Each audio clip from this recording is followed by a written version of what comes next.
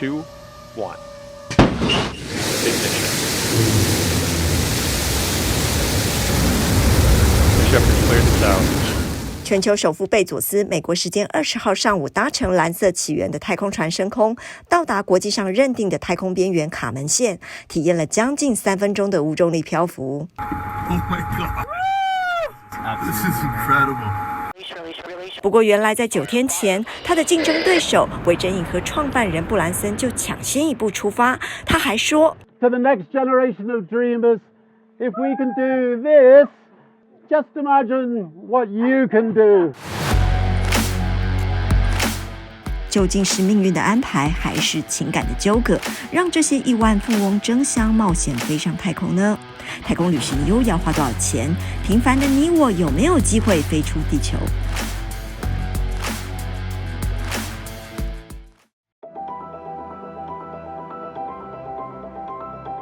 ？6月7日，贝佐斯宣布他的太空之旅，并且说自己5岁就梦想进入太空。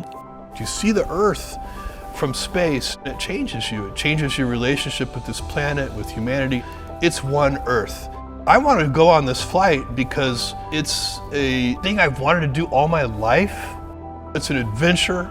It's a big deal for me. 不过有趣的是，居然有超过15万人联署要他不要回来。他在宣传片最后还加上了这一句，以为自己将成为第一人。但他万万没想到，竞争对手布兰森突然杀出，在这个月2日宣布要早他9天飞上太空。I've always been a dreamer. My mum taught me to never give up and to reach for the stars. This July, our dream will become a reality.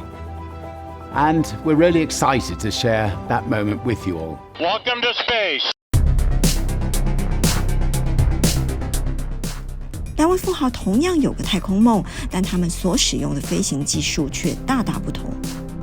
布兰森乘坐的是旗下公司维珍银河所开发的太空船团结号，他以母子机升空，先由飞机将太空船带上高空，太空船脱离母舰后，才在半空点燃火箭引擎发射，接着飞行至距离地球86公里高的次轨道，期间可以经历大约4分钟的无重力体验，最后再以一般飞机的方式降落回到地球上的机场跑道。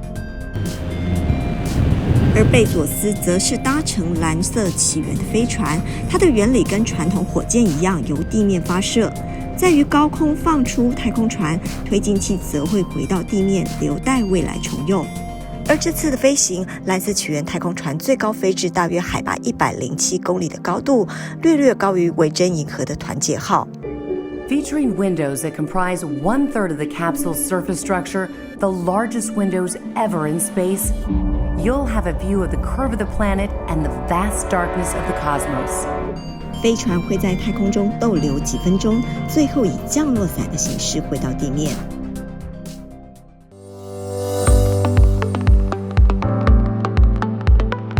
不过，商业太空旅行并不是什么新鲜事。早在2001年，就有美国富商花了2000万美元乘坐俄罗斯的飞船去太空旅行，造访国际太空站和平号。美国太空总署 NASA 当时极力反对这样子的太空旅行，认为有安全风险和妨碍太空站的正常运作。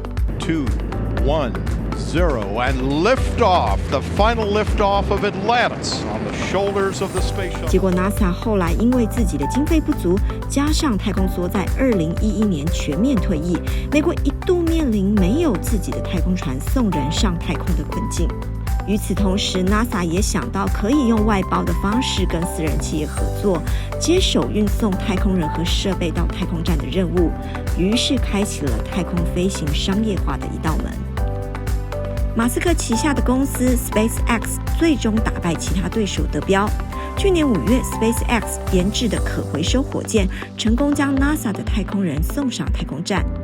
要知道，在太空梭退役之后，美国每次运送太空人或物资都需要仰赖俄罗斯的火箭，并且每位收取高达8000万美元的费用，而 SpaceX 的开价只需要5000万美元。BBC 的报道指出 ，SpaceX 这趟旅行是载人飞船走向商业化的重要转捩点。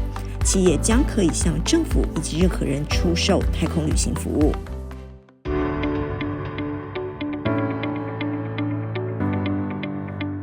贝佐斯的太空旅行并不孤单，有3位乘客跟他一起，其中一位就是他的亲弟弟马克。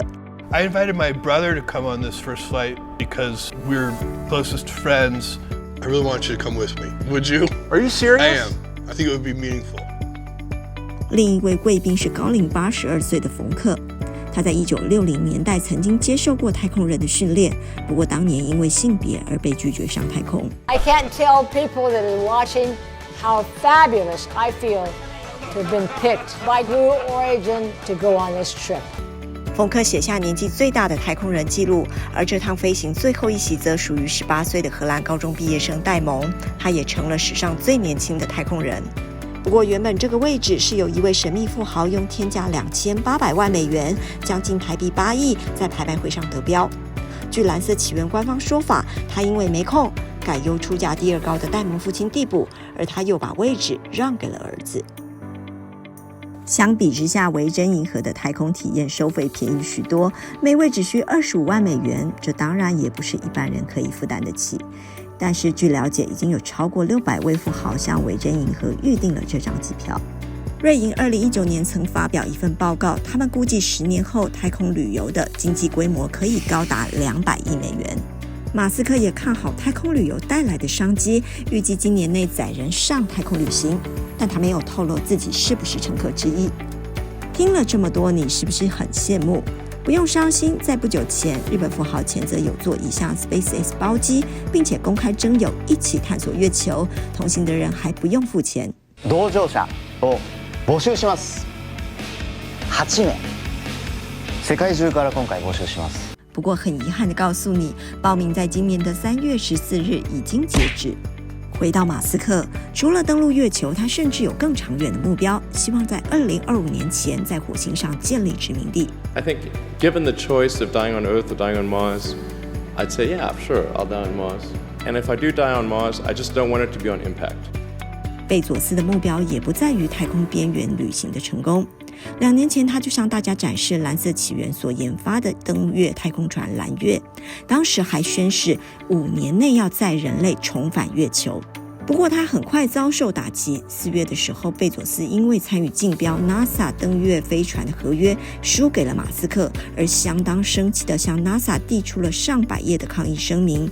当时 SpaceX 向 NASA 开价29亿美元，而蓝色起源的出价则高达60亿。很明显，载人到太空边缘旅行只不过是这些富豪太空竞赛的第一回合。